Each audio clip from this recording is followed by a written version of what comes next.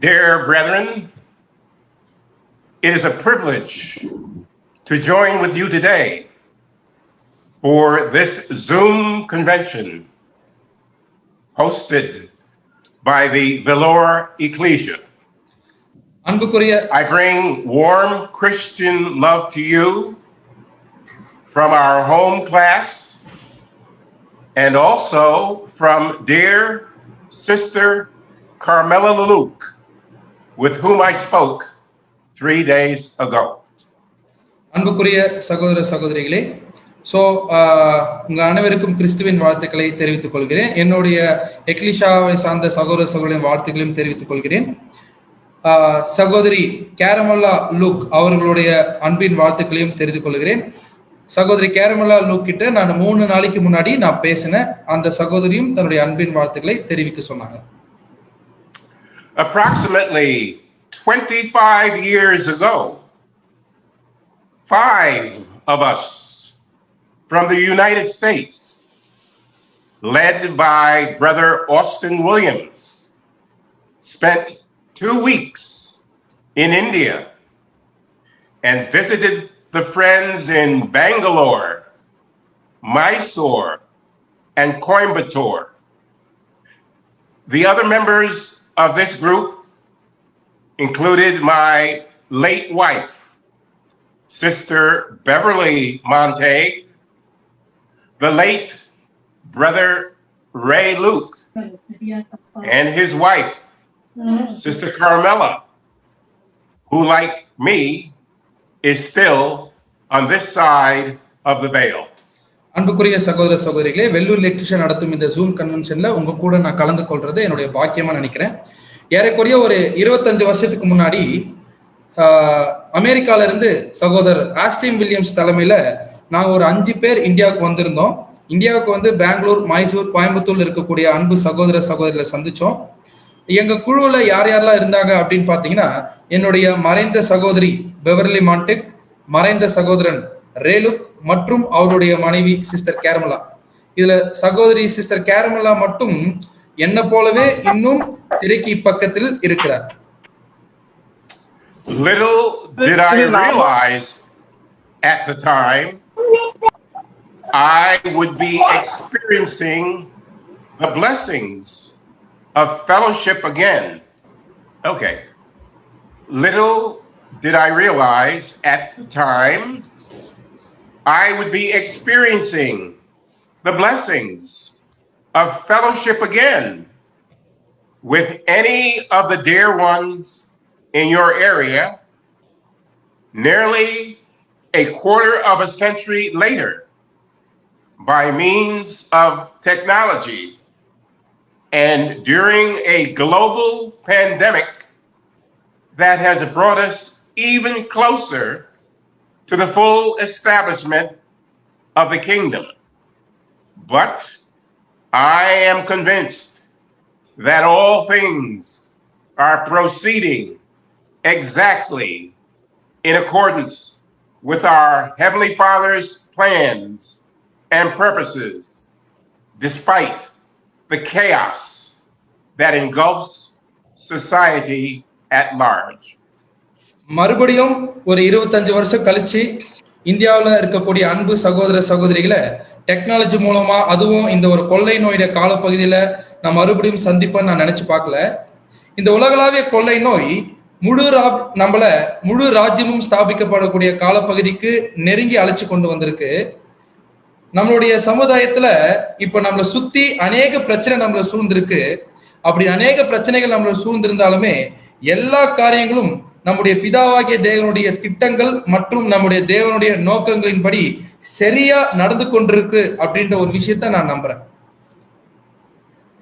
As has been announced, our topic under consideration is assessing our spiritual maturity, and we will consider 7 aspects of how we, as consecrated children, should live our lives if we want to be pleasing to our Heavenly Father. So அறிவிக்கப்பட்ட பிரகாரம் இன்னைக்கு நாம பார்க்கக்கூடிய பாடத்தினுடைய தலைப்பு நம்முடைய ஆவிக்குரிய முதிர்ச்சியை அளவிடுதல். So நம்மளுடைய ஆவிக்குரிய முதிர்ச்சியை எப்படி அளவிடுறது அப்படின்ற ஒரு விஷயத்த ஒரு 7 காரியங்களா, ஒரு 7 பாயிண்ட்ஸா நம்ம பார்க்க போறோம். அது மட்டும் இல்லாம நாம அர்ப்பணிக்கப்பட்ட தேவனுடைய பிள்ளைகளாக இருக்கக்கூடிய நாம நம்முடைய தேவனுக்கு பிரியமான ஒரு வாழ்க்கையை எப்படி வாழ்றது அப்படின்ற ஒரு விஷயத்தையும் இன்னைக்கு நம்ம பார்க்கலாம். Number 1, shun profane and vain babbling. Here is what we read in Titus 3:9. Titus 3:9. But avoid foolish questions and genealogies and contentions and strivings about the law, for they are unprofitable and vain. In thinking about this concept, we would want to be certain that we are exercising our combative propensities, if you will, upon conquering our own flesh, as opposed to dealing in controversies.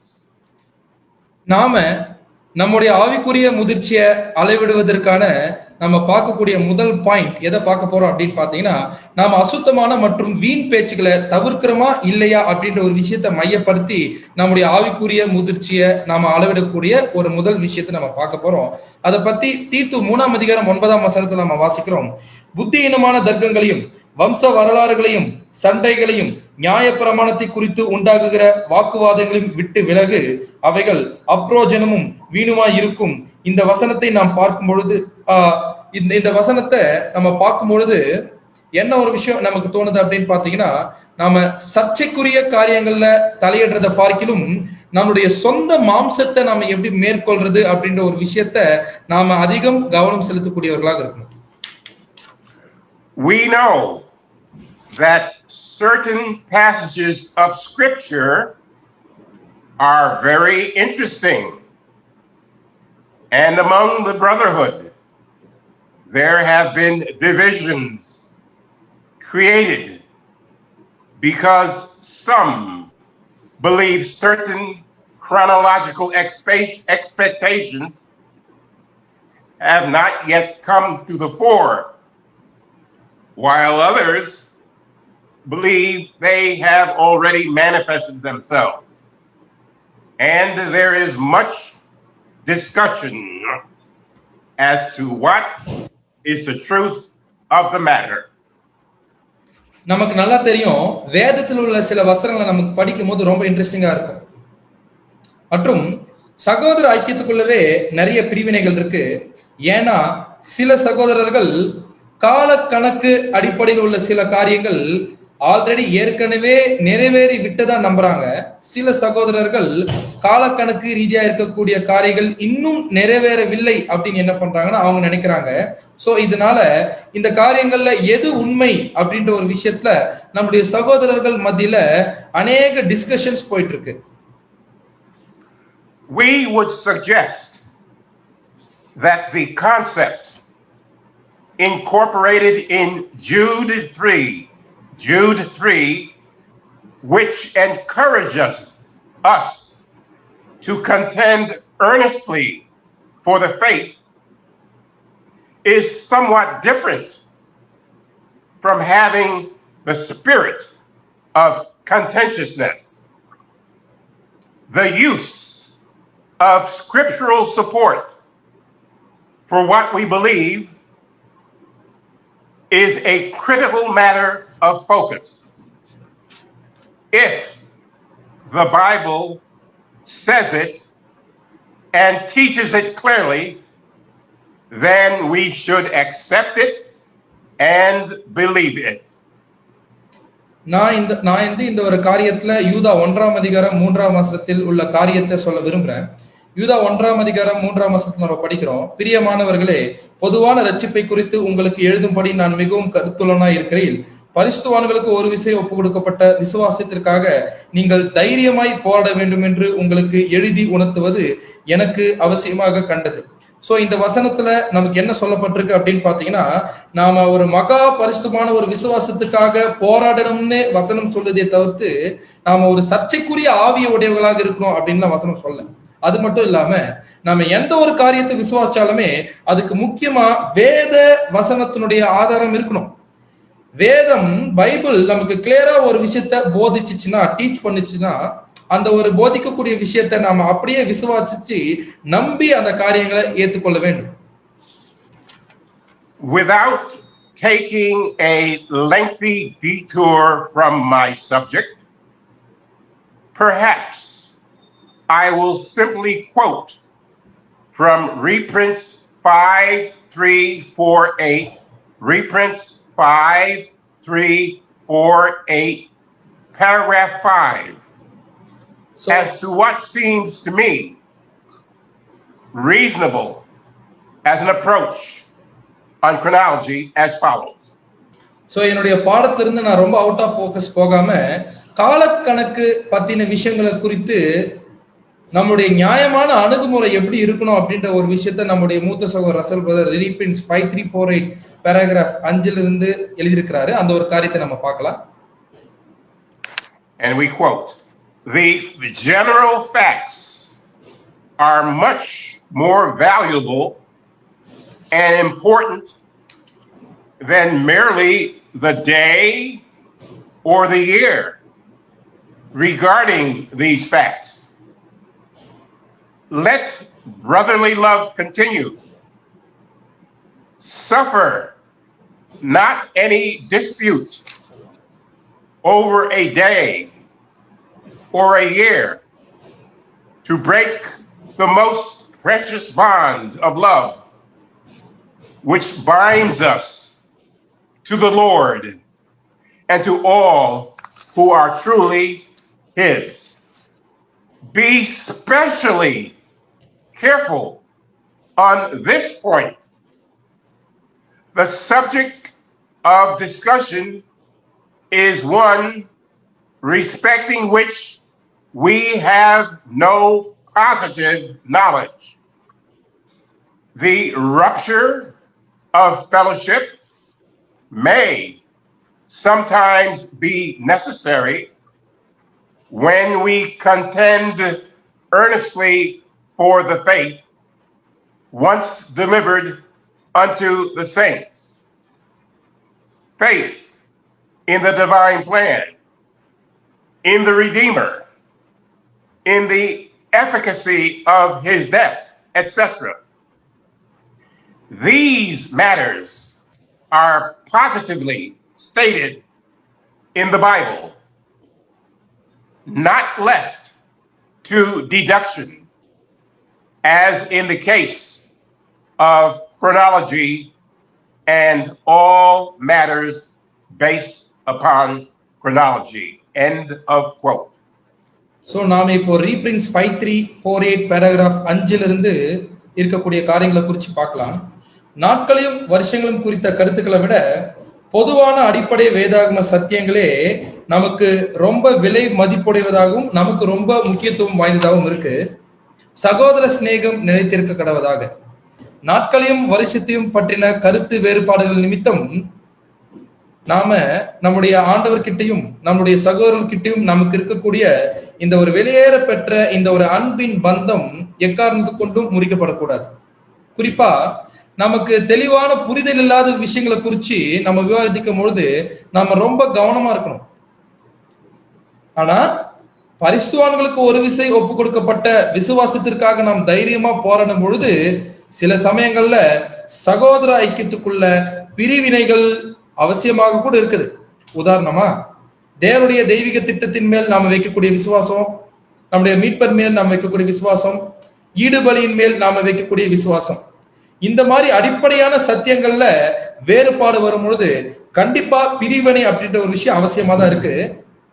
இப்பொழுது நம்ம உதாரணமா பார்த்த இந்த சத்தியங்களுக்கு எல்லாத்துக்குமே வேத வசனத்துல கிளியரான ஆதாரம் இருக்கு, கிளியரான தெளிவாக விளக்கப்பட்டிருக்கு. ஆனா சில காலக்கணக்கு ரீதியான சம்பவம் சார்ந்த விஷயங்களுக்கு அப்படி வேதத்துல கிளாரிட்டியான விஷயங்களாக தேவன் கொடுக்கல.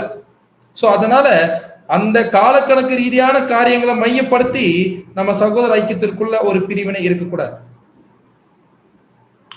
Thus, as we grow in Christ, this should enable us to calmly indicate what we believe and why. அதனால நாம கிறிஸ்துவுக்குள்ள அப்படியே கொஞ்சம் கொஞ்சமா வளரும் பொழுது இப்ப நம்ம பார்த்த இந்த ரீபிரின்ஸ்ல நம்ம பார்த்த விஷயங்கள் எல்லாமே நாம ஒரு காரியத்தை நம்புறோம்னா அதை எதுக்காக நம்புறோம், அதை ஏன் நம்புறோம் அப்படின்ற ஒரு விஷயம் நமக்கு அமைதியா உணர்த்தணும். If something is essential for us to understand and we have the right attitude of heart and mind, the Lord surely will overrule so that we attain clarity on the subject in His due time. நம்முடைய இருதயமும் நம்முடைய சிந்தையும் சரியான ஒரு நோக்கத்துல இருந்துச்சுன்னா நமக்கு புரிதல் இல்லாத சில முக்கியமான சத்தியங்களை தேவன் அவருடைய ஏற்ற காலத்துல நமக்கு ஒரு சரியான ஒரு புரிதலை கொண்டு வரதுக்கு நம்முடைய தேவனே எல்லா காரியங்களையும் செயல்படுத்துவார்.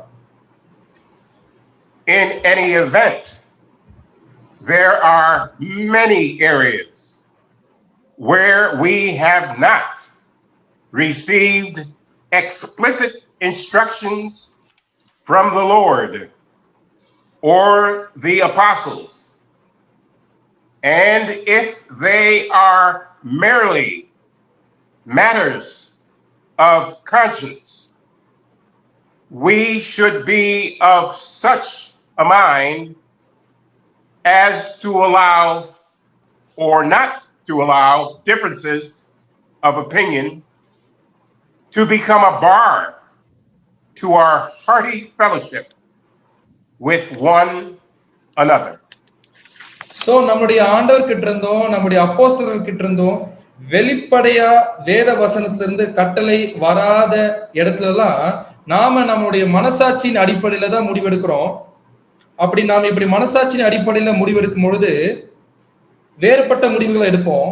ஆனா எந்த ஒரு சூழ்நிலையிலும் நாம மனசாட்சி நிமித்தம் எடுக்கக்கூடிய இந்த முடிவுகளை மையப்படுத்தி நம்முடைய இருதயபூர்வமான இந்த ஒரு சகோதர ஐக்கியத்திற்கு தடை வராதபடிக்கு நம்முடைய மனசுல ஸ்ட்ராங்கா நிச்சயிச்சு கொள்ளணும். Since the Apostle Paul declared in Acts 20:27, Acts 20:27, that he had not shunned to declare unto us the whole counsel of God, where matters are clearly spelled out in Scripture, it is for us to be obedient to their instructions. So அப்போஸ்தலனாகிய பவுல் அப்போஸ்தலர் 20ஆம் அதிகாரம் 20ஆம் வசனத்துல சொல்றாரு, தேவனுடைய ஆலோசனையில் ஒன்றையும் நான் மறைத்து வைக்காமல் எல்லாவற்றையும் உங்களுக்கு அறிவித்தபடியினாலே. இப்படி அப்போஸ்தலனாகிய பவுல் இந்த வசனத்துல சொல்றதுனால எந்தெந்த விஷயத்துல பத்திலாம் வேத வசனம் தெளிவா சொல்லுதோ அந்த காரியங்களுக்கெல்லாம் நம்ம அப்படியே கீழ்ப்படிய வேண்டும். Number 2, a second indicator towards assessing our spiritual maturity is suggested to us in Ephesians 4:32.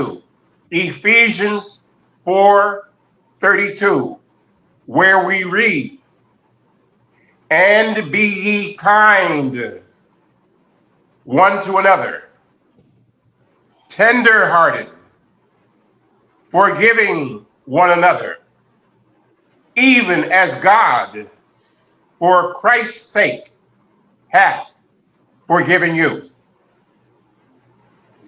நம்முடைய ஆவிக்குரிய முதிர்ச்சியை நாம அளவிடுவதற்கான இரண்டாவது அளவுகோல் எபேசியர் 4ஆம் அதிகாரம் 32ஆம் வசனத்துல கொடுக்கப்பட்டிருக்கு. அந்த வசனத்தை நம்ம வாசிக்கலாம்.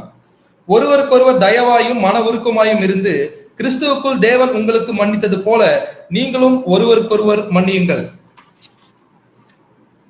This matter of internalizing the spirit of forgiveness so that we are able freely to bestow it upon request should be a matter of concern to all of us. So இந்த ஒரு மன்னிக்க கூடிய ஆவிய நாம எல்லாருமே நமக்குள்ள ரொம்ப ஆழ்ந்து உள்வாங்கணும். ஏன்னா யார் யாரெல்லாம் நம்ம கிட்ட வந்து மன்னிப்பு கேட்கிறாங்களோ அவங்களுக்கு எல்லாம் நாம இந்த ஒரு மன்னிப்பை ரொம்ப தாராளமா பொழியணும். இப்படி ஒரு விஷயத்துல நாம கிளியரா இந்த ஒரு மன்னிக்கிற ஆவிய உடையவர்களாக சரியா இருக்கிறோமா அப்படின்ற ஒரு விஷயத்துல நாம எல்லாருமே அக்கறையா இருக்கணும். The memory is a peculiar faculty because very often when we want to think about something profitable, perhaps a scripture that would be helpful to us, we cannot bring it to our minds. Whereas sometimes something that should long have been forgotten, some wrong that was done to us, perhaps it is hard to shake loose from our remembrance, and we dwell upon it over and over again. நம்முடைய நினைவுகள் ரொம்ப ஒரு அசாதாரணமான திறமை உடையவைகள். ஏன்னா நிறைய நேரங்கள்ல நாம் ஒரு நன்மையான விஷயத்தை யோசிக்க விரும்புவோம். உதாரணத்துக்கு ஒரு வசனத்தை எப்பவுமே நினைவுபடுத்த விரும்புவோம். ஆனா அதை நம்ம மைண்டுக்கு கொண்டு வரவே முடியாது. அதே சமயத்துல ரொம்ப நாளைக்கு முன்னாடி நடந்த சம்பவங்களை நம்ம மறக்க நினைப்போம். ஒருவேளை அந்த ஒரு சம்பவத்துல யாராச்சும் ஒருத்தர் வந்து நமக்கு விரோதமா தவறு பண்ணிருக்கலாம். ஆனா அந்த மாதிரி விஷயங்களை நம்ம மைண்ட்ல இருந்து எடுத்து போடுறதுக்கு ரொம்ப கஷ்டப்படுவோம். அந்த நினைவுகளிலே நம்ம வாசம் பண்ணிட்டே இருப்போம். Matthew 6:12 states, and forgive us our debts as we forgive our debtors. மத்தேயு 6ஆம் அதிகாரம் 12ஆம் வசனத்துல நம்ம படிக்கிறோம், எங்கள் கடனாளிகளுக்கு நாங்கள் மன்னிக்கிறது போல எங்கள் கடன்களை எங்களுக்கு மன்னியும். This is the spirit of the earlier citation from Ephesians 4:32. So இப்ப நம்ம மத்தேயுல படிச்ச இந்த வசனத்துடைய ஆவியும் எபேசியர் 4ஆம் அதிகாரம் 32ஆம் வசனம் இதுக்கு முன்னாடி நம்ம படிச்ச வசனத்துடைய ஆவியும் ஒரே மாதிரி இருக்கு. Sometimes when we are injured, we may desire a pound of flesh. That is to say, we may want someone who has wronged us to really grovel. And if we don't see that, perhaps we might entertain in our minds that they don't deserve forgiveness. சில நேரங்கள்ல யாருன்னா நம்மள காயப்படுத்திட்டாங்கன்னா, நமக்கு ஆப்போசிட்டா நடந்துக்கிட்டாங்கன்னா, நமக்குள்ள இருந்து ஒரு 1 kilo மாம்சம் அப்படியே வெளியே வரும். நமக்கு விரோதமா பாவம் செஞ்சவங்க அல்லது குற்றம் செஞ்சவங்க நம்ம காலில் விழணும் அப்படின்ற அளவுக்கு நம்ம யோசிப்போம். ஒருவேளை அவங்க அப்படி செய்யலைன்னா அவங்க எல்லாம் நம்மளுடைய மன்னிப்புக்கு பாத்திரவான்களே இல்லை அப்படின்ற ஒரு விஷயத்த நம்ம மைண்ட்ல நம்மளுடைய மனசுல நினைச்சுப்போம்.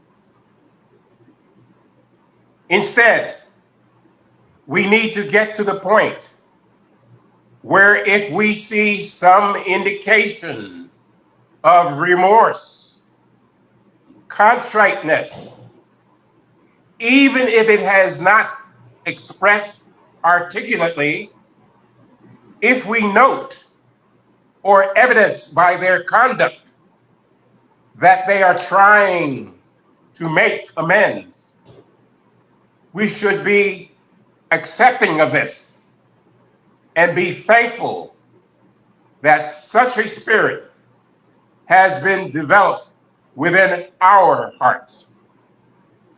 அதற்கு பதிலா நாம என்ன பண்ணலாம் அப்படின்னு பாத்தீங்கன்னா, நமக்கு விரோதமா நமக்கு ஆப்போசிட்டா குற்றம் செஞ்சவங்க அவங்க பண்ண தப்ப நினைச்சு அவங்க மனசு வருந்துனாங்கன்னா, ஒருவேளை அவங்க மனசு வருந்தக்கூடிய விஷயத்த அவங்க வெளிப்படையா காட்டலனா கூட பரவாயில்ல, அவங்க தாங்க செஞ்ச தவற திருத்திக் கொள்ள அவங்க முயற்சி செஞ்சிருக்கக்கூடிய ஒரு விஷயத்த அவங்களுடைய நடத்தையின் மூலம் நம்ம பார்த்தாலும் சரி, இல்ல அவங்க அப்படிலாம் தங்களை திருத்திக் கொள்ள ட்ரை பண்ணிருக்காங்க, முயற்சி பண்ணிருக்காங்கன்ற ஒரு விஷயம் நமக்கு நிரூபிக்கப்பட்டாலும் சரி, அப்படி அவங்க ட்ரை பண்ணிருக்காங்க, அப்படி அவங்க திருத்தி கொண்டுட்டு இருக்காங்கன்ற ஒரு விஷயத்த நம்ம மனசுல நம்ம நன்றியோட ஏற்றுக்கொண்டு அவங்கள மன்னிக்கக்கூடிய ஒரு ஆவிய நம்ம இருதயத்துல நம்ம அதிகமா வளர்த்து கொள்ளணும்.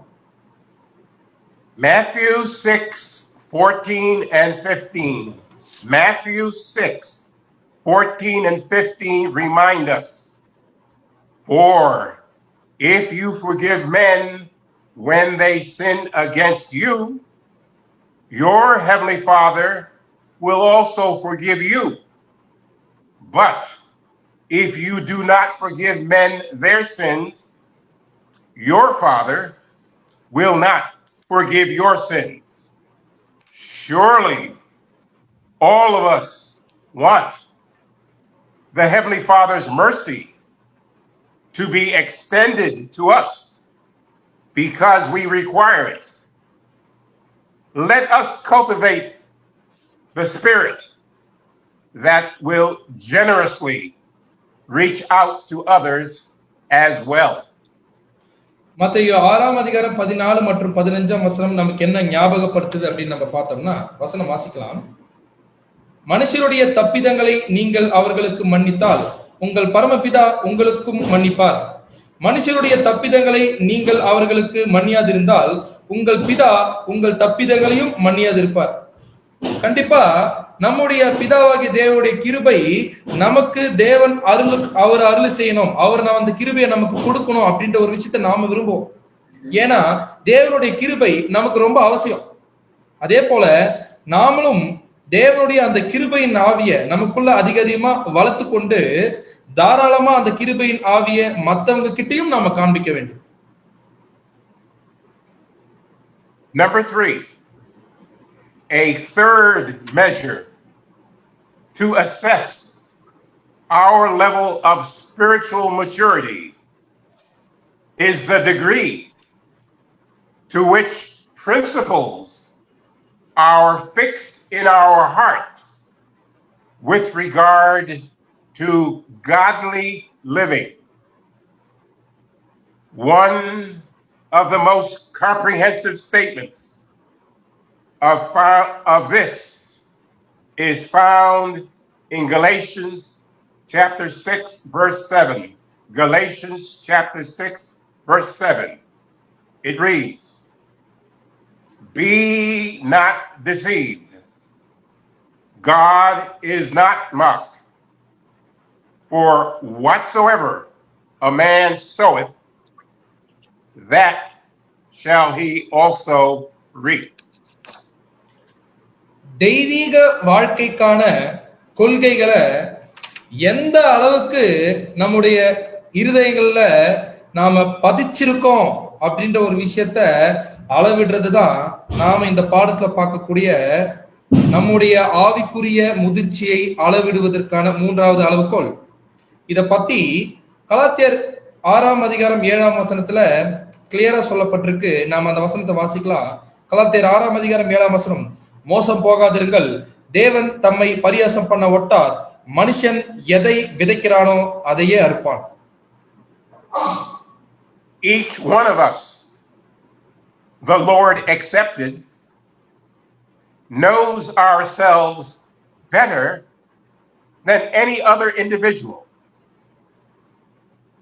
There should be no surprise with regard to the progress we are making towards attaining God's standard in this connection. தேவனை தவிர நம்ம பத்தி மற்ற எல்லாரை விட நமக்கு தான் நல்லா தெரியும். அதனால நாம எந்த அளவுக்கு ஒரு தெய்வீக நிலையை அடைஞ்சிருக்கோன்ற விஷயம் நமக்கு நல்லா தெரியும். அப்படி நாம தெரிஞ்சிருக்கக்கூடிய விஷயம் ஒரு பெரிய ஆச்சரியம் கிடையாது. We know if we are sowing to the Spirit or to the flesh. நமக்கு நல்லா தெரியும் நாம ஆவிக்கென்று விதைக்கிறோமா இல்ல மாம்சத்துக்கு என்று விதைக்கிறோமான்னு நமக்கே நல்லா தெரியும். We know whether we are setting our affections upon the things that are above as opposed to those here on the earth. நம்முடைய விருப்பங்கள் எல்லாம் பரத்துக்குரிய காரியங்கள், அதாவது மேலான காரியங்களை நோக்கி இருக்கா, இல்ல அதற்கு மாறா நம்முடைய விருப்பங்கள் எல்லாம் பூமிக்குரிய காரியங்களை நோக்கி இருக்கான்ற விஷயம் நமக்கு நல்லா தெரியும். We surely can evaluate our activities, our lifestyles, to determine whether we are seeking to do all things to the glory of God. நம்முடைய செயல்கள் மற்றும் நம்ம வாழக்கூடிய வாழ்க்கை முறையின் மூலமா நாம தேவனுடைய நாமத்தை மகிமைப்படுத்துறோமா இல்லையா அப்படின்ற ஒரு விஷயத்த நம்மளாலே நம்மளை பத்தி கண்டிப்பா மதிப்பிட முடியும். Can we look in the mirror and say that we are not ashamed of our conduct because we are seriously striving to keep our body under? And in those instances where we have gone astray, that we have repented and petitioned the throne of heavenly grace for divine mercy and have made a determined effort to overcome our deficiencies? நாமளே கண்ணாடியில பார்க்கும் பொழுது நம்முடைய நடத்தைகள் எல்லாம் நம்மளை வெட்கப்படுத்தாம இருக்குதா அப்படின்னு யோசிக்கிறோம். நம்மளுடைய நடத்தைகள் நம்மளை வெட்கப்படுத்தாம இருக்குதுன்னு நம்மளால சொல்ல முடியுமா? நாம நம்முடைய சரீரத்தை அடக்கி ஒடுக்கி கீழ்ப்படுத்தணும்னு நினைக்கிறோம். அப்படி ட்ரை பண்ணும்போது சில சமயத்துல நம்ம என்ன பண்றோம் அப்படின்னு பாத்தீங்கன்னா வழி விலகி போறோம். அப்படி வழி விலகி போகும்போது தேவனுடைய கிருபைக்காக, அவருடைய தெய்வீக கிருபைக்காக, அவருடைய கிருபாசன தண்டையில நாம விண்ணப்பிச்சு நாம மனம் திரும்பி நம்முடைய குறைகள் எல்லாத்தையுமே நாம ஜெயிக்கிறதுக்கு உறுதியா முயற்சி பண்றோமா அப்படின்னு யோசிக்கலாம். If we are such a mind and heart, then we can be assured that the sowing which we are doing is in the realm of spiritual things, even though it will be necessary for us to cultivate the ground around us so that no harmful weeds take root in our lives, but rather we bring forth the proper harvest because we are being nourished by God's word and watered by the Spirit of truth. நம்முடைய இருதயம் நம்மளுடைய சிந்தையும் சரியாக இருக்கும் பட்சத்துல நாம ஆவிக்கென்று தான் விதைச்சிட்டு இருக்கோம் அப்படின்ற ஒரு விஷயத்த நாம உறுதியா நம்பலாம்.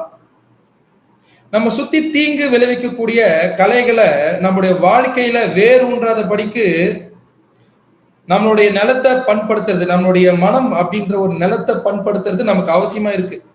அப்படி நம்ம மனச எந்த ஒரு தீமையான கலைகள் வேரூன்றாத படிக்கு பண்படுத்தணும்னா தான் நமக்குள்ள இருந்து ஒரு சரியான ஒரு கேரக்டரை நம்ம அறுவடை பண்ணி எடுக்க முடியும்.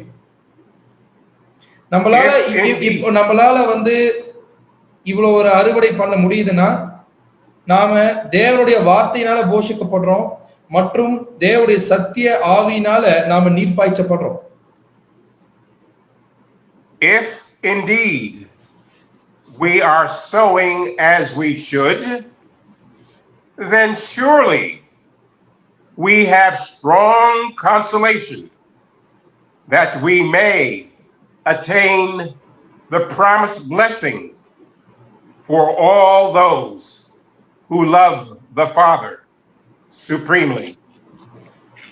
நாம விதைக்க வேண்டிய விதத்துல நாம விதைச்சோம்னா நிச்சயமா யார் யாரெல்லாம் பிதாவாகிய தேவனை முழு உள்ளத்தோட அன்பு கூறுகிறாங்களோ அவங்களுக்கு தேவன் வாக்குத்தத்தம் பண்ணப்பட்ட ஆசீர்வாதத்தை நாம சுதந்திரிச்சு கொள்ளலாம் அப்படின்ற ஒரு உறுதியான ஒரு ஆறுதல் கண்டிப்பா கிடைக்கும். இந்த ஆறுதல் நமக்கு எப்ப கிடைக்கும் அப்படின்னு பாத்தீங்கன்னா நாம ஆவிக்குரிய விதத்தில் விதைச்சோம்னா இந்த ஒரு ஆறுதல் நமக்கு இருக்கும்.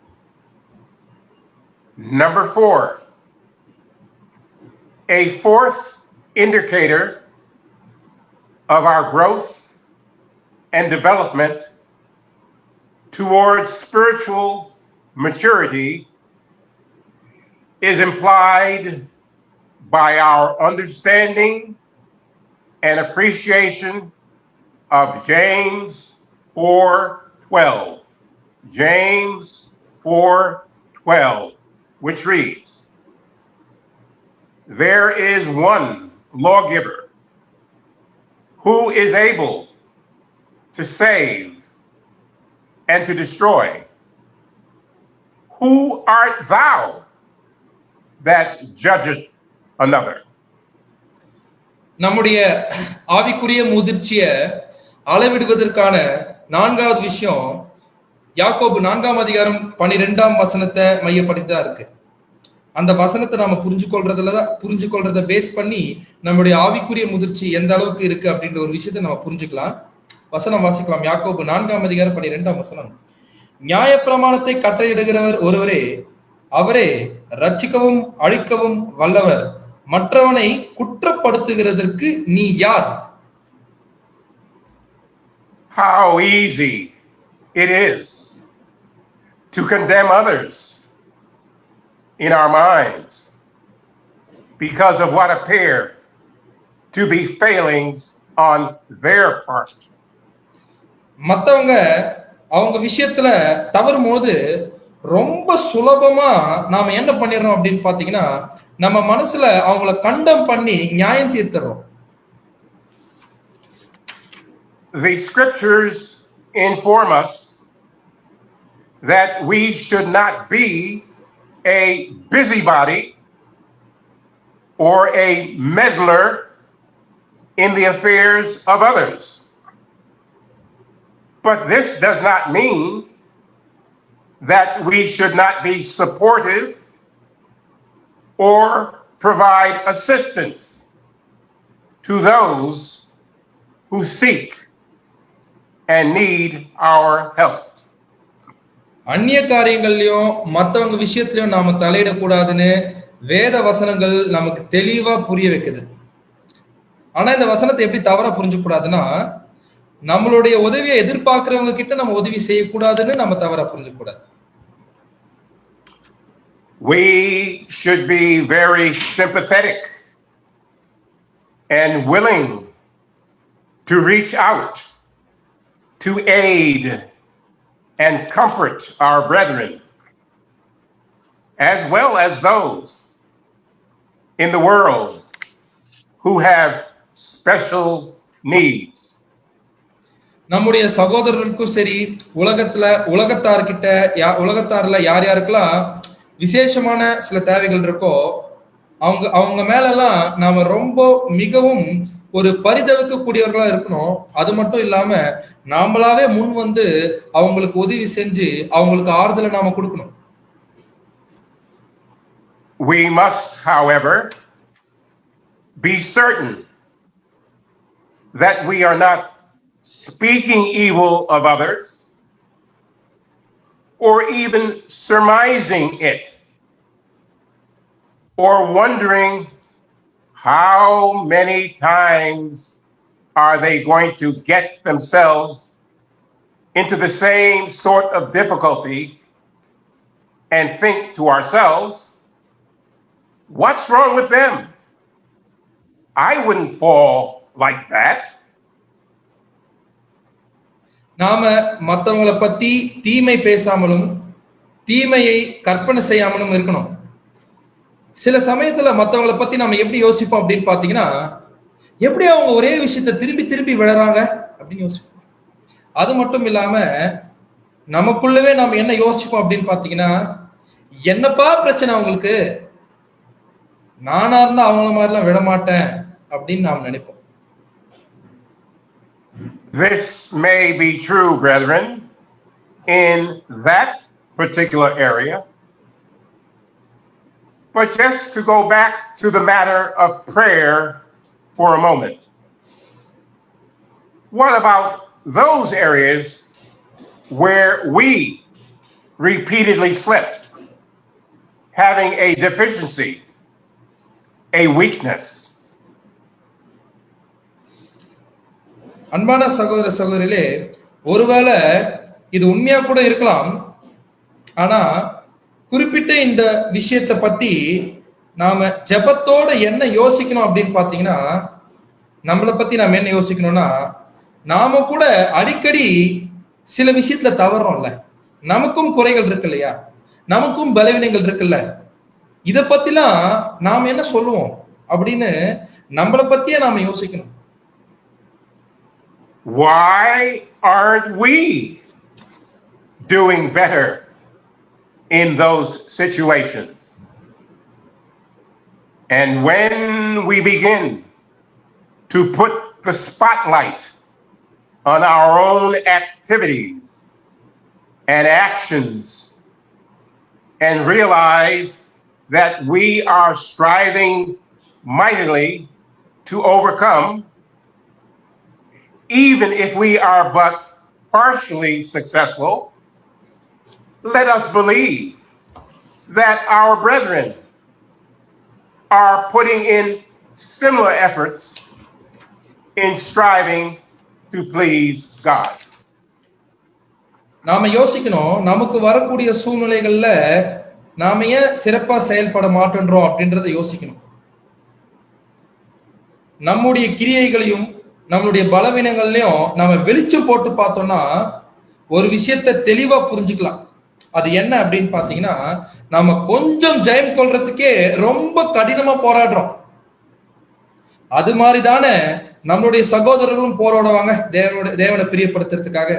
சோ நாம எப்படி போராடுறோமோ அதே மாதிரி ஒரு போராட்டம் நம்முடைய தேவனை பிரியப்படுத்துறதுக்காக நம்ம சகோதரர்கிட்டையும் இருக்கும் அப்படின்னு நாம் என்ன பண்ணணும்னு பாத்தீங்கன்னா விசுவாசிக்கணும். Let us speak words of comfort to them. Give them the symbolic arm across the shoulder, but never impugn their motives, because it is only God that can read the heart and know wherein they stand. நாம இப்படி சற்று தவறக்கூடிய சகோதரி கிட்ட போய் ஆறுதலான வார்த்தைகளை பேசணும். அவங்க தோல் மீது நம்முடைய ஆவிக்குரிய கரத்தை போட்டு அவங்களுக்கு ஆறுதல் சொல்லணும். ஆனா கண்டிப்பா அவனுடைய நோக்கத்தை நாம குற்றப்படுத்த கூடாது. ஏன்னா தேவனுக்கு மட்டுமே அவங்களுடைய இருதயத்தை ஆராய்ஞ்சு பார்க்கக்கூடிய சக்தி இருக்கு. அவங்க இப்போ எந்த நிலைமையில இருக்கிறாங்கன்ற ஒரு விஷயத்த தேவனால மட்டும்தான் புரிஞ்சுக்க முடியும். அதனால அவருடைய நோக்கத்தை நாம எப்பவுமே குறை சொல்லக்கூடாது. That particular quality we would submit is an evidence of advanced Christian development, because there is a human tendency to look out upon what someone else is not doing and be critical of them for it. இந்த ஒரு குறிப்பிட்ட கேரக்டரை நமக்குள்ள வளர்த்துக்கணும்னா, இப்படி குறை சொல்லாத character நம்ம வளர்த்துக்கணும்னா, நியாயம் தீர்க்காத கேரக்டர் நம்ம வளர்த்துக்கணும்னா, நாம ஒரு அட்வான்ஸ்ட் ஒரு முதிர்ச்சி அடைந்த கிறிஸ்தவனா வளர்ந்து கொண்டுட்டு இருக்கோம் அப்படின்ற ஒரு விஷயத்துக்கு இது ஒரு மிகப்பெரிய ஒரு அடையாளமா இருக்கும். மனுஷனுடைய இயல்பு எப்பவுமே என்ன பண்ணும் அப்படின்னு பாத்தீங்கன்னா, யாருன்னா ஏதாச்சும் செய்யாம விட்டாங்கன்னா, ஏன் அந்த விஷயத்த செய்யல அப்படின்னு எப்பவுமே என்ன பண்ணும் அப்படின்னு பாத்தீங்கன்னா, குறை சொல்லும். Number 5, another measurement toward the attainment of spiritual maturity relates to humility. There are several scriptures which deal with this theme. Two of them which come to mind are as follows. Philippians 2:3. Philippians 2:3. Let nothing be done through strife or vain glory, but in lowliness of mind, let each esteem others better than themselves. The other text is 1 Peter 5:6. 1 Peter 5:6. Humble yourselves, therefore, under the mighty hand of God, that he may exalt you in due time. நம்முடைய ஆவிக்குரிய முதிர்ச்சியை அளவிடுவதற்கான அடுத்த அளவுகோல் நம்ம கிட்ட எந்த அளவுக்கு மனத்தாழ்மை இருக்கோ அந்த அளவுக்கு நமக்குடைய ஆவிக்குரிய முதிர்ச்சி வளர்ந்துட்டு இருக்கு அப்படின்ற ஒரு விஷயத்த நம்ம பார்க்கலாம். அநேக வசனங்களை நம்ம மனத்தாழ்மையை குறித்து பார்க்கிறோம். அதுல 2 வசனம் என்னுடைய நினைவுக்கு வருது. ஒன்னு பிலிப்பியர் 2ஆம் அதிகாரம் 3ஆம் வசனம், மற்றொன்று 1 பேதுரு 5ஆம் அதிகாரம் 6ஆம் வசனம். இந்த வசனங்களை நம்ம வாசிக்கலாம். பிலிப்பியர் 2ஆம் அதிகாரம் 3ஆம் வசனம், ஒன்றையும் வாதினாலாவது வீண் பெருமையினாலாவது செய்யாமல் மனத்தாழ்மையினாலே ஒருவரை ஒருவர் தங்களிலும் மேன்மையானவர்களாக எண்ண கடவீர்கள். 1 பேதுரு 5ஆம் அதிகாரம் 6ஆம் வசனம், ஆகையால் ஏற்ற காலத்திலே தேவன் உங்களை உயர்த்தும் படிக்கு அவருடைய பலத்த கைக்குள் அடங்கியிருங்கள். This last passage in particular indicates that our exaltation is based upon the degree to which the grace of humility is found within our being. It is interesting to think about our progress along the narrow way. இந்த வசனத்துல வரக்கூடிய கடைசி வார்த்தையாகிய அவருடைய பலத்த கைக்குள் அடங்கியிருங்கள் அப்படின்ற ஒரு விஷயம் எதை நமக்கு அடையாளப்படுத்துது அப்படின்னு பாத்தீங்கன்னா, நம்ம கிட்ட எந்த அளவுக்கு தாழ்மை அப்படின்ற ஒரு கிருபை இருக்குதோ அந்த அளவுக்கு தான் தேவனால் நாம் உயர்த்தப்படுவோம். அது மட்டும் இல்லாம நம்முடைய இந்த இடுக்கமான வழியில நாம எந்த அளவுக்கு முன்னேறி கொண்டே போயிட்டு இருக்கோம், எந்த அளவுக்கு முன்னேற்றம் அடைஞ்சிருக்கோம் அப்படின்ற ஒரு விஷயத்த நாம யோசிச்சு பார்க்கறதுக்கு ரொம்ப ஆர்வமாவே இருக்கு. Surely we should observe that we have greater knowledge, greater understanding, greater appreciation of things spiritual, and a greater ability to be obedient to the Father than at the start of our course. ஒருவேளை நிச்சயமாவே நாமளே பார்க்கும் பொழுது நமக்கு மிகப்பெரிய ஞானம் இருக்கலாம், நமக்கு மிகப்பெரிய புரிந்து கொள்ளுதல் இருக்கலாம், இல்ல நாம ஆவிக்குரிய விஷயங்களை பத்தி உயர்வா நாம மதிக்கலாம். தேவனுக்கு நம்மளுடைய ஓட்டத்தினுடைய துவக்கத்துல நாம கீழ்ப்படைஞ்சதை பார்க்கிலும் இப்ப நம்ம நிறைய கீழ்ப்படியலாம். All of this, however, must be framed within the context of being clothed with humility, because our increased attainment along these various lines could tend to have the opposite effect of humility,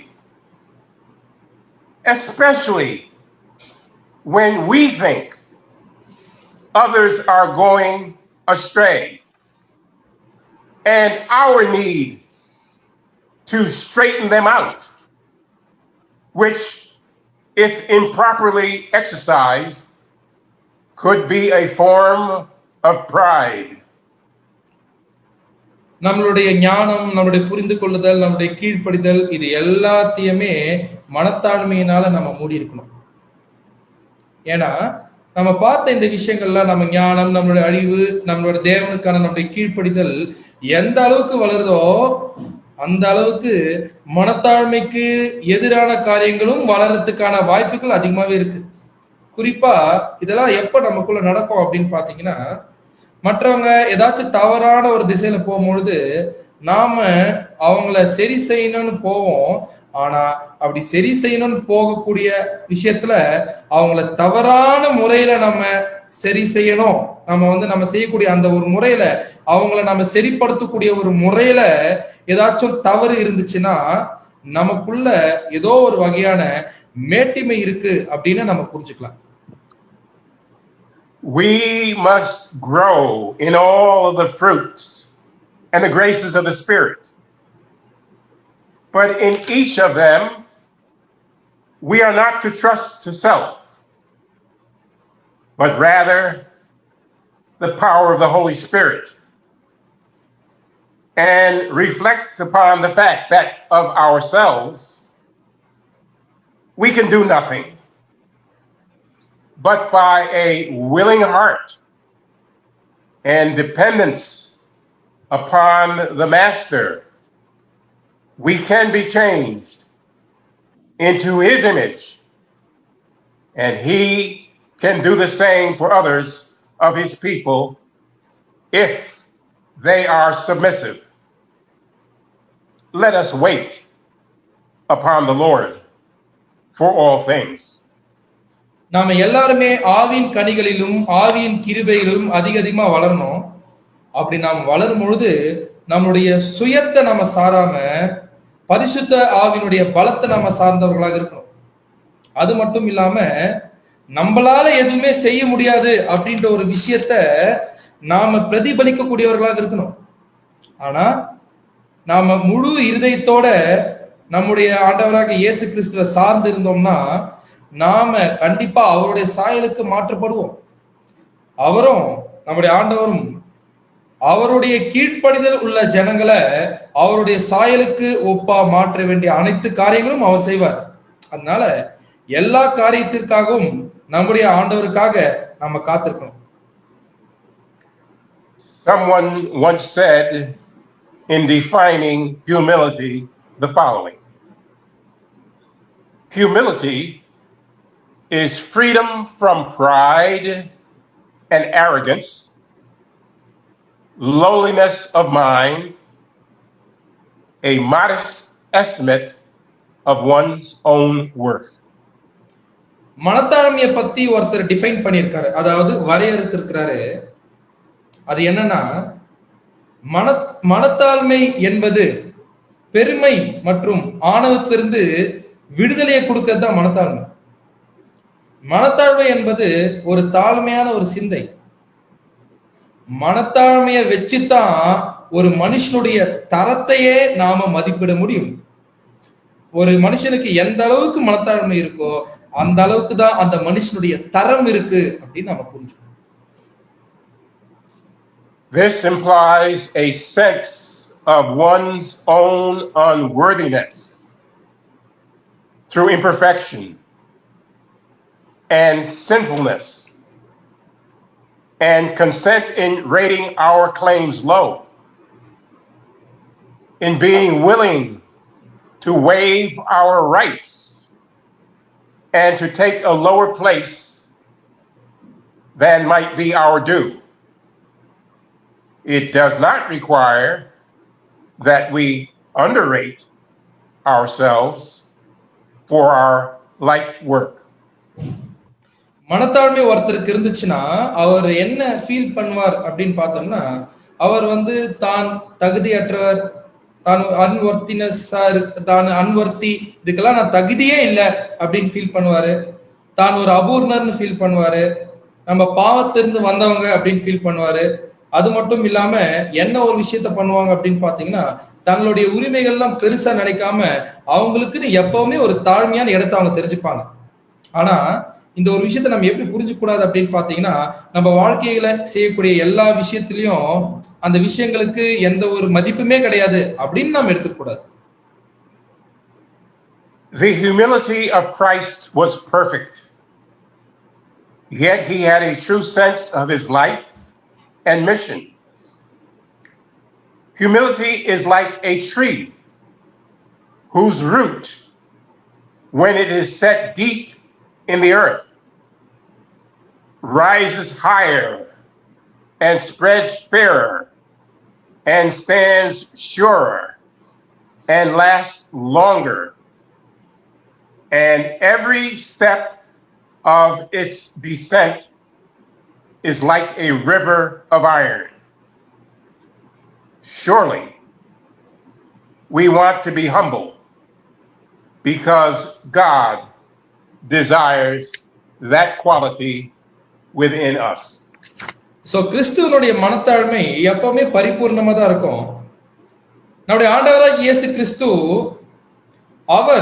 அவருடைய வாழ்க்கையினுடைய உண்மையான நோக்கத்தை நல்லா தெளிவா தெரிஞ்சு வச்சுட்டு இருந்தார். மனத்தாழ்மையை எப்படி கம்பேர் பண்ணலாம் அப்படின்னு பாத்தீங்கன்னா, ஒரு மனத்தாழ்மை பூமியில தன்னுடைய வேர்களை ஆழமா பதிக்கக்கூடிய ஒரு மரம் மாதிரி. சோ அந்த மரத்தினுடைய வேறு பூமியில ரொம்ப ஆழ்ந்து போறதுனால அந்த மரம் ரொம்ப வலிமை மிக்கதா காணப்படும்.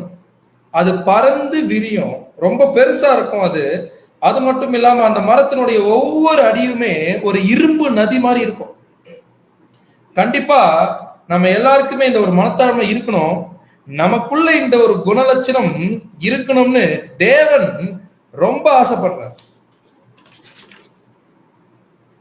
Number 6, the next indicator of spiritual maturity relates to the matter of peace. And specifically, we note this in Philippians 4:7. Philippians 4:7. The peace of God, which passeth all human understanding. Despite the troubles that surround us, this would be one of the evidences of deepening spiritual maturity. நம்முடைய ஆவிக்குரிய முதிர்ச்சியை அளவிடுவதற்கான 6வது அளவுகோல் சமாதானத்தை பற்றினதாகும். இந்த சமாதானத்தை பத்தி நம்ம பிலிப்பியர் 4ஆம் அதிகாரம் 7ஆம் வசனத்துல படிக்கிறோம். அப்பொழுது எல்லா புத்திக்கும் மேலான தேவ சமாதானம் உங்கள் இருதயங்களையும் உங்கள் சிந்தனைகளையும் கிறிஸ்து இயேசுக்குள்ளாக காத்துக்கொள்ளும். நம்மளை சுத்தி எவ்வளவு பிரச்சனை வந்தாலுமே அதன் மத்தியில நம்ம சமாதானமா இருந்தோம்னா நாம நம்முடைய ஆவிக்குரிய முதிர்ச்சியில ரொம்ப ஆழ்ந்து வளர்ந்து கொண்டிருக்கிறோம் அப்படின்ற ஒரு விஷயத்த நாம தெளிவா புரிஞ்சுக்கலாம். The reason is that were it not for the comfort we derive from communion and closeness to the Father and feeding upon His Word, and by our prayers, we would be adrift like many of mankind. நமக்குள்ள இப்படி ஒரு சமாதானம் இருக்குன்னா அது கண்டிப்பா எதனால வந்திருக்கும்னா நம்ம தேவனுடைய வசனத்தை உட்கொண்டு அதுக்கு கீழ்ப்படுகிறதுனாலும் நம்ம தேவனோட ஜபத்தோடு இருப்பதனாலையும் அவரோட நம்ம நெருங்கி வாழ்றதுனால மட்டும்தான் இந்த ஒரு சமாதானம் நமக்கு கிடைக்கும். இந்த ஒரு சமாதானம் இல்லைன்னா நம்ம கிட்ட நாமளும் மற்ற உலகத்தார் மாதிரி காற்றுல அப்படியே அடிச்சு கொண்டு போயிருக்கோம். I don't have to tell you that there are all kinds of problems in this world today. And even those who are beset least by them seemingly, if you get to talk with them on a one-to-one basis, you will get an earful. This legacy of peace is what our Lord and Master left to us on His last night here on earth. And He promised that the Comforter of the Holy Spirit would guide us into all truth. நான் உலகத்துல நடக்கக்கூடிய எல்லா பிரச்சனையும் பத்தி எல்லா problem பத்தி சொல்ல வேண்டிய அவசியம் இல்லை. இந்த உலகத்துல வரக்கூடிய பிரச்சனையில அந்த பிரச்சனையில கொஞ்சம் ஃபேஸ் பண்ணவங்க கிட்ட போய் நம்ம கேட்டோம்னா கூட நம்ம காது நிறைய பிரச்சனையை சொல்லுவாங்க. நம்முடைய ஆண்டவராக இயேசு கிறிஸ்து இந்த உலகத்தை விட்டு கடைசியா அவர் பிரிஞ்சு செல்லும் போது அந்த கடைசி ராத்திரியில அவர் நமக்காக இந்த ஒரு மிகப்பெரிய சமாதானம் அப்படின்ற ஒரு உணர்வை அந்த ஒரு விஷயத்த நமக்காக விட்டுட்டு போயிருக்கார். அவருடைய சமாதானத்தை கொடுத்துட்டு போயிருக்கார். அது மட்டும் இல்ல, தேற்றரவானாகிய பரிசுத்தாவி வந்து நம்மள சகல சத்தியத்திற்குள்ளும் வழிநடத்தும் அப்படின்ற ஒரு மிகப்பெரிய ஒரு வாக்குதாத்தத்தையும் நமக்காக கொடுத்திருக்கிறார். If we have not been experiencing this sense of inner calm, then we are indeed living below our privilege. As we look at our Lord's recorded experiences in the scriptures and see how he was buffeted, opposed, reviled, scorned, and forsaken throughout his ministry, we must be impressed with the fact that he had an anchor to the soul that enabled him to withstand all the vicissitudes of life, the contradiction of sinners, and the machinations of the great adversary who was bent upon his destruction. இந்த மாதிரி நமக்குள்ள நாம இந்த சமாதானத்தை உணரலனா நாம உண்மையாவே சத்தியத்தின்படி ஒரு வாழ்க்கையை நம்ம வாழலன்னு புரிஞ்சுக்கலாம். வேதத்தில் நம்ம பார்க்கிறோம், நம்முடைய ஆண்டவராக இயேசு கிறிஸ்துவின் அனுபவத்தை பார்க்கும் பொழுது அவருடைய ஊழிய காலம் முழுவதும் அவர் அசிங்கப்படுத்தப்பட்டிருக்கிறாரு, எதிர்க்கப்பட்டிருக்கிறாரு, தூஷிக்கப்பட்டிருக்கிறாரு, மறக்கப்பட்டிருக்கிறாரு, பழிவாங்கப்பட்டிருக்கிறாரு. ஆனா இது எல்லா காரியங்களுமே, இது எல்லா அனுபவங்களையும் நம்முடைய ஆண்டவராக இயேசு கிறிஸ்து அவருடைய ஆத்மாவை ஒரு நங்கூரம் மாதிரி வச்சிருந்தார். அப்படி இருந்ததால, இவ்வளவு ஸ்ட்ராங்கா இருந்ததுனால அவர் தன்னுடைய வாழ்க்கையில வந்த எல்லா பிரச்சனைகளையும், அவருக்கு விரோதமாக பாவிகள் செய்த எல்லா விபரீதங்களையும், அவர் அழிக்கிறதுக்கு சாத்தான் செஞ்ச எல்லா தந்திரங்களுக்கும் எதிர்த்து நம்ம ஆண்டவரால நிற்க முடிஞ்சது. He trusted his heavenly Father, his word, his promise for sustaining grace. And that is what kept him from failing in his mission, because he yielded obedience at every turn. நம்முடைய ஆண்டவராகிய இயேசு கிறிஸ்து தேவனையும் அவருடைய வார்த்தைகளையும் முழுசா நம்பினார். தேவனுடைய வாக்குத்தத்தங்கள் நம்முடைய ஆண்டவராகிய இயேசு கிறிஸ்துவை கிருபையா தாங்குச்சு. அது மட்டும் இல்ல, நம்முடைய ஆண்டவராகிய இயேசு கிறிஸ்து அவருடைய நோக்கத்திலிருந்து தவறாம இருக்கிறதற்கு தேவனுடைய கிருபை அவரை பாதுகாத்தது. இதெல்லாம் ஏன் நடந்தது அப்படின்னு பாத்தீங்கன்னா, நம்முடைய ஆண்டவராகிய இயேசு கிறிஸ்துக்கு இவ்வளவு ஆசீர்வாதம் எப்படி இருந்துச்சுன்னா, அவர் ஒவ்வொரு அடியிலுமே ஒவ்வொரு ஸ்டெப்லயுமே தேவனுக்கு கீழ்ப்படிந்திருந்தார். If we can say with honesty of heart that we too are experiencing the peace that cometh from above, though the storms of life may be raging all around us, we have a strong evidence of our increasing maturity in Christ. நம்முடைய வாழ்க்கையில எவ்வளோ பெரிய புயல் நம்ம சுத்தி அடிச்சாலும் பரத்திலிருந்து வரக்கூடிய சமாதானம் நமக்குள்ள இருக்குது அப்படின்னு நாம நம்முடைய மனசாட்சியை தொட்டு சொன்னோம்னா நாம கிறிஸ்துக்குள்ள வளர்ச்சி அடைகிறோம், முதிர்ச்சி அடைஞ்சு கொண்டுட்டு இருக்கோம் அப்படின்ற ஒரு விஷயத்த நாம தெரிஞ்சுக்கலாம்.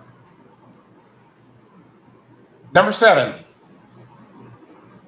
Finally, from Colossians 3:5, relative to growth in spiritual maturity, we read the following. Mortify, therefore, your members, which are upon the earth: fornication, uncleanness, inordinate affection, evil concupiscence, and covetousness, which is idolatry. We think those words have a literal and symbolic meaning. And the thought behind them is that we need to be cleansed, purified to such a degree that we will not have a desire for things which reflect ungodliness. So கடைசியா நம்முடைய ஆவிக்குரிய முதிர்ச்சிய அளவிடக்கூடிய 7வது பாயிண்டா கொலோசியர் 3ஆம் அதிகாரம் 5ஆம் வசனத்துல நம்ம பார்க்க போறோம். ஸோ வசனம் வாசிக்கலாம். கொலோசியர் 3ஆம் அதிகாரம் 5ஆம் வசனம்.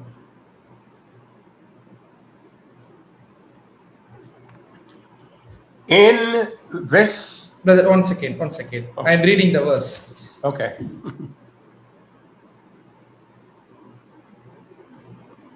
கொலோசியர் 3ஆம் அதிகாரம் 5ஆம் வசனம். ஆகையால் விபச்சாரம், அசுத்தம், மோகம், துர் இச்சை, விக்கிரக ஆராதனையான பொருளாசை ஆகிய இவைகளை உண்டு பண்ணுகிற உங்கள் அவயங்களை அழித்து போடுங்கள். சோ இந்த வசனத்துல நேரடியான அர்த்தமும் இருக்கு, ஆவிக்குரிய அர்த்தமும் இருக்கு. இந்த வசனத்துடைய கருத்து என்ன அப்படின்னு பாத்தீங்கன்னா, ஒரு தேவ பக்தி அற்ற எந்த விஷயத்துக்கும் நாம ஆசைப்படாத அளவிற்கு நாமளே கழுவி சுத்திகரிக்கணும்.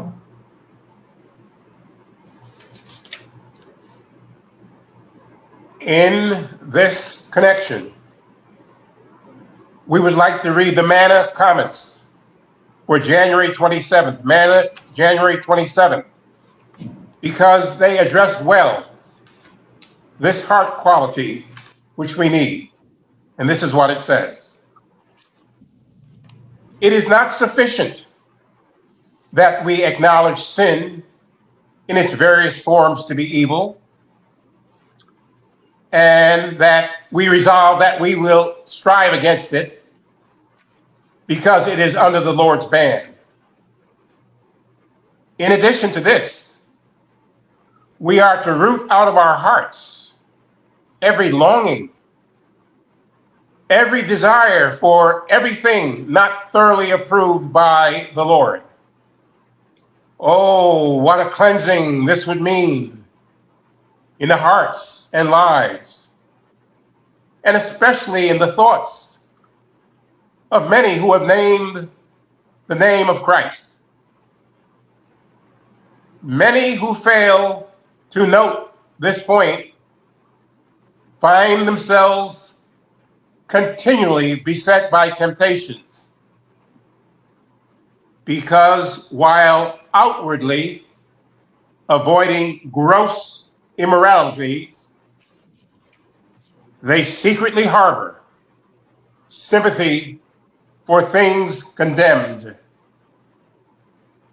desiring that they might have them, if only they were not forbidden. நாம பார்த்த இந்த 7வது பாயிண்ட் குறித்த விஷயத்தை பத்தி ஜனவரி 27ஆம் தேதி வந்த மன்னாவுல அழகா கொடுக்கப்பட்டிருக்கு. நம்ம ஜனவரி 27ஆம் தேதி வந்த மன்னாவை வாசிக்கலாம். எல்லா காவலோடும் உன் இருதயத்தை காத்துக்கொள், அதன் இடத்தினின்று ஜீவ ஊற்று புறப்படும். நீதிமொழிகள் 4ஆம் அதிகாரம் 23ஆம் வசனம். பாவம் பல வகைகளில் தீமையை விளைவிக்கக்கூடியது என்று நாம் ஒத்துக்கொள்வது மட்டும் போதாது. இது தேவனால் தடை செய்யப்பட்டதால் இவைகளை நாம் செய்யாதபடிக்கு தவிர்க்க முயற்சிப்பது அவசியம். அதோடு கூட தேவனால் அங்கீகரிக்கப்படாத சகல காரியங்களையும் உலக இச்சைகளையும் நம் இருதயங்களிலிருந்து முற்றிலும் அகற்றி விடுவதே நலமானது. கிறிஸ்துவின் நாமத்திலே அழைக்கப்பட்டோருக்கு தங்கள் இருதயத்திலும் ஜீவியத்திலும் விசேஷமாக சிந்தையிலும் தங்களை சுத்திகரித்துக் கொள்வதற்கு இது அவசியம். இதை தீர்க்கமாக புரிந்து கொள்ளாதவர்கள் வெளிப்படையான சில தீய செயல்களுக்கு தங்களை விலக்கிக் கொண்டாலும் தேவனால் தடை செய்யப்பட்ட சில காரியங்களில் ரகசியமாக தங்களை உட்படுத்துவது உண்டு. இதன் நிமித்தமே சகல காவலோடும் நம் இருதயத்தை காத்துக்கொள்ள எச்சரிக்கப்படுகிறோம். My dear brethren, I believe those words are self-explanatory and provide a powerful window for each one of us as we look into the recesses of our heart. என்னுடைய அன்பான சகோதர சகோதரிகளே, நாம் பார்த்த இந்த மன்னாவே தெளிவான ஒரு விளக்கத்தை கொடுத்துருச்சு.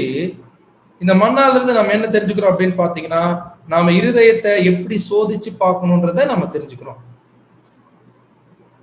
Surely, at the beginning of our consecrated walk,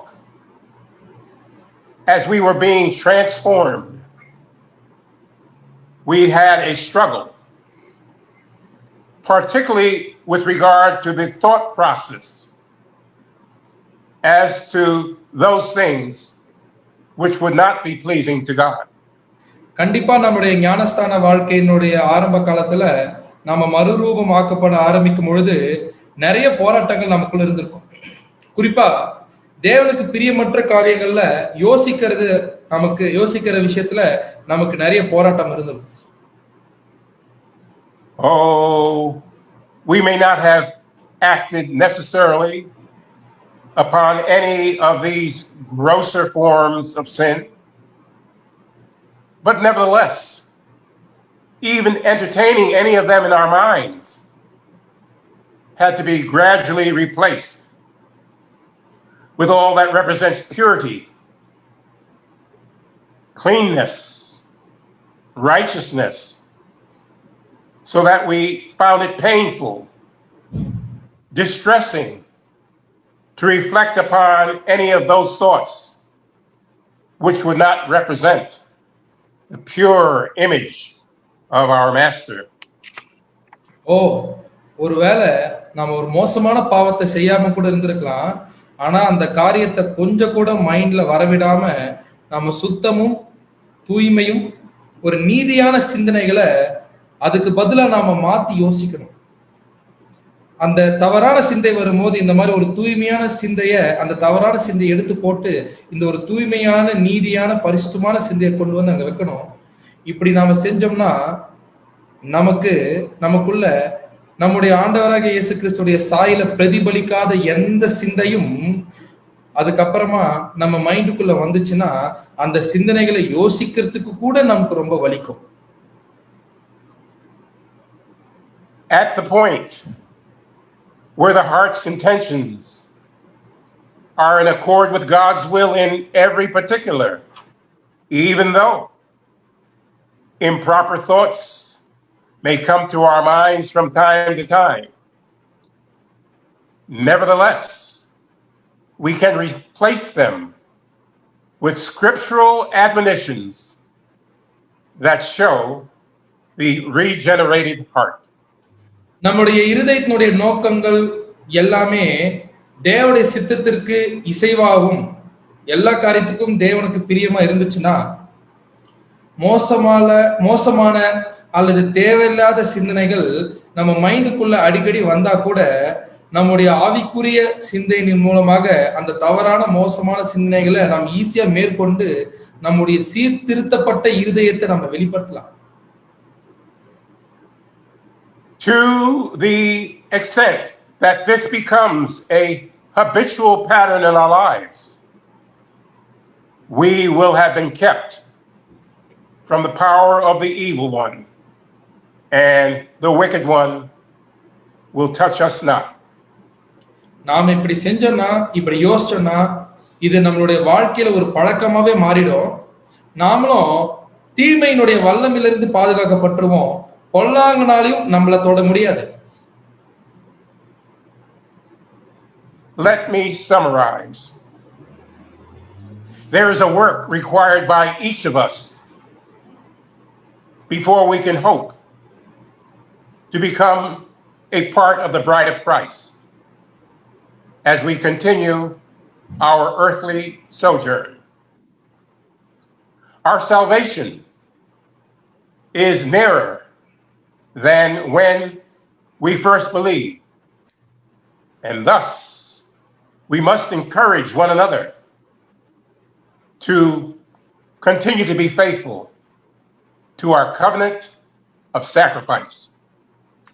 நான் சுருக்கமா சொல்றேன், நாம கிறிஸ்துவனுடைய சபையில சரீரங்கமா மாறுவதற்கு முன்னாடி இந்த உலகத்துல ஒரு பூமிக்குரிய ஒரு வனாந்திர பிரயாணத்துல நாம எல்லாருமே செய்ய வேண்டிய ஒரு வேலை நமக்கு இருக்கு. நம்ம ரட்சிப்பு முன்னாடி இருந்ததை பார்க்கிலும் இப்போ ரொம்ப நெருங்கி வந்துருச்சு. அதனால நாம பலியினால் செய்த நம்முடைய உடன்படிக்கைக்கு விசுவாசமா இருப்பதற்கு ஒருத்தர் நாம உற்சாகப்படுத்துவோம். When we have attained spiritual maturity and remain steadfast in that condition, a poem by our beloved brother Benjamin Barton entitled "Victory" will describe our condition. It reads, நாம கடைசியா இந்த பாடத்துல பார்த்த எல்லா காரியங்களையும் நம்ம வாழ்க்கையில செஞ்சிட்ட பிறகு நாம ஒரு ஆவிக்குரிய ஒரு முதிர்ச்சி நிலைமையை அடைஞ்சிட்டோம்னா, ஆவிக்குரிய ஒரு ஸ்திரத்தன்மையை பெற்றுட்டோம்னா, நம்மளுடைய நிலைமை நாம எப்படி செயல்படுவோம் அப்படின்ற ஒரு விஷயத்த நாம ஆவிக்குரிய முதிர்ச்சியை அடைஞ்சிட்ட பிற்பாடு நாம எப்படி இருப்போம் அப்படின்ற ஒரு விஷயத்த சகோதரர் பெஞ்சமின் பார்டன் அவர்கள் சுயத்தை ஜெயம் கொள்ளுதல் அப்படின்ற ஒரு அழகான ஒரு கவிதை மூலமா நமக்கு சொல்லியிருக்கிறார். When I am neglected or forgotten or purposely set at naught, and I smile inwardly, glorying in the insult, that is victory. நாம ஆவிக்குரிய முதிர்ச்சியை அடைஞ்ச பிறகு நாம் எப்படி இருப்போம்னு பிரதர் பெஞ்சமின் பாட்டர் சொல்றாருன்னா, நீ மறக்கப்படும் பொழுதும் உதாசீனப்படுத்தும் பொழுதும் உபயோகப்படாத நிலைக்கு உட்படுத்தப்படும் பொழுதும் அந்த அவமானம் அல்லது உதாசீனத்தால் காயப்படாமல் கிறிஸ்துவோடு கூட பாடுபடுவதை பாக்கியமாக இருதயத்தில் எண்ணி மகிழ்வாயானால் அதுவே சுயத்தை ஜெயம் கொண்டதாகும். When my good is evil spoken of, my wishes are crossed, my taste offended, my advice ridiculed, and I take it all in loving silence, that is victory. நாம ஆவிக்குரிய முதிர்ச்சியை அடைஞ்சிட்ட பிறகு எப்படி இருப்போம்னு பெஞ்சமின் பார்டன் சொல்றாருன்னா, அடுத்த பாயிண்ட்ல, உன் நன்மைகள் தீமையாக பேசப்படும் பொழுதும், உன் விருப்பங்கள் மறுக்கப்படும் பொழுதும், உன் ஆலோசனை அலட்சியப்படுத்தும் போதும், உன் கருத்துக்கள் கேலிக்குள்ளாக்கும் போதும், உன் இருதயத்தில் கோபம் மூழ்வதையோ அல்லது உன்னை நிலை நிறுத்துவதையோ நீ மறுத்து இவைகள் எல்லாம் அன்புடன் அமைதலுடன் பொறுத்து கொள்வேயானால் அதுவே சுயத்தை ஜெயம் கொண்டதாகும். When I am content with simple raiment, plain food, any climate, any solitude, any interruption, that is victory. நாம ஆவிக்குரிய முதிர்ச்சி அடைஞ்ச பிறகு நாம எப்படி இருப்போம் அப்படின்னு பாத்தீங்கன்னா, எவ்வித ஒழுங்கின்மையானாலும், எவ்வித சீரற்ற நிலையானாலும், எவ்வித கால தவறுதலானாலும், எவ்வித மனமடிவானாலும் பொறுமையுடன் அன்போடு சகிப்பாயானால் விரயம், அறிவீனம், ஆடம்பரம், ஆவிக்குரிய வாழ்வில் ஏற்படும் அநாகரீகம் இவைகளை முகமுகமாய் இயேசு கிறிஸ்து சகித்தது போல் சகிப்பாயானால் அதுவே சுயத்தை ஜெயம் கொண்டதாகும். When I can stand face to face with folly, extravagance, spiritual insensibility, contradiction of sinners, persecution, and endure it as Jesus endured it, that is victory. விரயம், அறிவீனம், ஆடம்பரம், ஆவிக்குரிய வாழ்வில் ஏற்படும் அநாகிரம் இவைகளில் முகமுகமாய் கிறிஸ்து இயேசு சகித்தது போல் சகிப்பாயானால் அதுவே சுயத்தை ஜெயம் கொண்டதாகும். When I never care to refer to myself in conversation, nor seek commendation, when I can truly love, to be unknown. That is victory. உரையாடல்களில் உன்னை பற்றி உன் நற்கிரியைகள் மற்றும் பிரயாசங்கள் குறிப்பிடப்படாததை நீ பொருட்படுத்தவில்லை என்றால், புகழ்ச்சியின் மேல் தாகம் இல்லாதவனாய் இருந்தால், அறியப்படாதவனாய் இருக்க உண்மையில் விரும்புகிறாய் என்றால், அதுவே சுயத்தை ஜெயம் கொண்டதாகும். My prayer is that each one of us will have these sentiments expressed in this poem as our final portion. என்னுடைய ஜெபம் என்ன அப்படின்னு பாத்தீங்கன்னா, இந்த கவிதையில சொல்லப்பட்ட எல்லா விஷயத்தையும் நம்மளுடைய வாழ்க்கையில கடைசியா நாம செஞ்சு அது முழுக்க நம்மளுடைய வாழ்க்கையில செயல்படுத்தணும் தான். Amen. And thank you, dear brethren, for this privilege of sharing these thoughts with you, and to dear brother Deepan for his excellent translation. God bless. ஆமேன். இந்த ஒரு வாய்ப்பு கொடுத்த அனைத்து சகோதர சகோதரிகளுக்கும் என்னுடைய அன்பை தெரிவிச்சுக்கிறேன். சகோதரர் தீபருக்கு அவருடைய இந்த ஒரு நல்ல ஒரு டிரான்ஸ்லேஷனுக்கான ஒரு நன்றியை தெரிவிச்சுக்கிறேன்.